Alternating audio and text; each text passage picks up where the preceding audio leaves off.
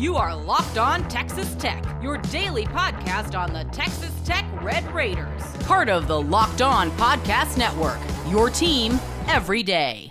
Great to be with you again on Locked On Texas Tech on the Locked On Podcast Network, your team every day. Always free and available on YouTube or anywhere you get podcasts. With the only Chris Level, I'm Casey Cowan, back again.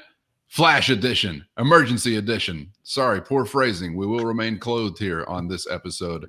But we are back with news to discuss, and that in the form of an addition to the secondary for the Red Raiders, Chris. This is a guy we've talked about on the show before, him being Cole Wisniewski of North Dakota State fame, and is going to be one of those new faces under the watchful eye of Sheil Wood, the new Texas Tech defensive coordinator. How'd this one come together? Yeah, again, an initial target. I think so. This is an interesting one because this is a player that didn't play this past year.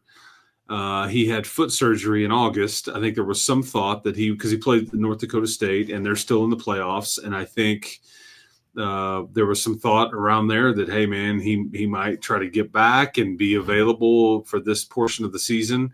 But it's somebody that entered the portal. I mean, he's married and was an FCS preseason All-American coming into the year. I mean, last year he led all Division I players at any level with 8 interceptions. So ball magnet, had close to 100 tackles. So just a good player with a lot of size and measurables. At 6'4", right under 220.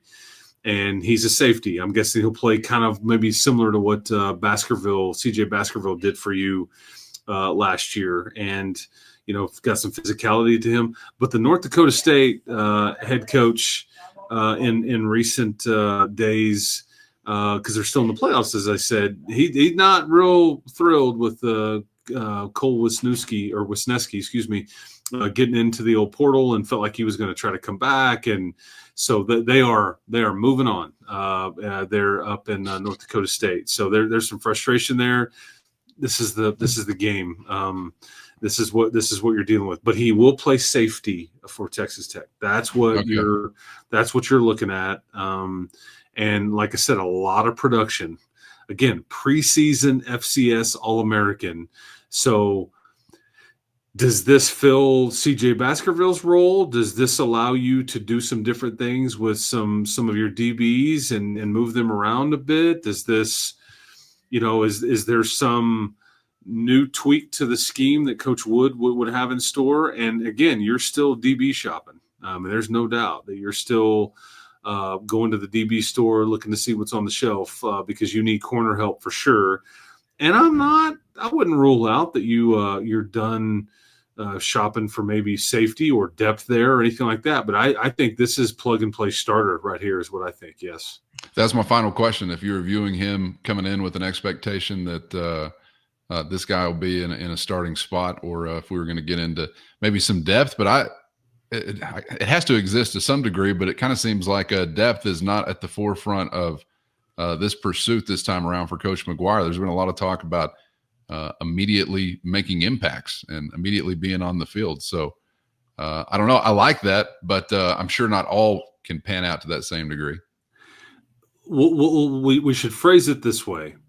The guys on the front end of this have to be, you would think, considered starter types immediately. It's like when it's like the phases of free agency in professional sports. The front end guys, the quick guys that make the decisions and that the teams go after or whatever it is, those are the ones that are the hottest items. The ones you get at the back end or the tail end, not always this is the case. That's more of your depth, or hey, the price came down, or what, or gotcha, or we got in a bind and we gotta have somebody. So it's just like grab what you can. Our budget went up. Yeah, that too. And that's too. Not always the case because somebody could get into the portal late, or we're like, man, we would have jumped on you, but we didn't even know that you were going to get in the portal. Like your coach left after the bowl game, and so you got in the portal. And gotcha. there's some exceptions, but yeah. I think that Wisniewski is certainly somebody that will be starting for the Red Raiders, would be the thought going into this deal. Absolutely. Again, nearly 100 tackles, 8 picks, FCS All-American, playing for a phenomenal football, because we know that you beat Missouri. I think you'll hear the Kansas States, the Iowas, the Iowa States, the Midwest teams were involved here. Does that sound like some good defense with a lot of those programs I just mentioned? Yes.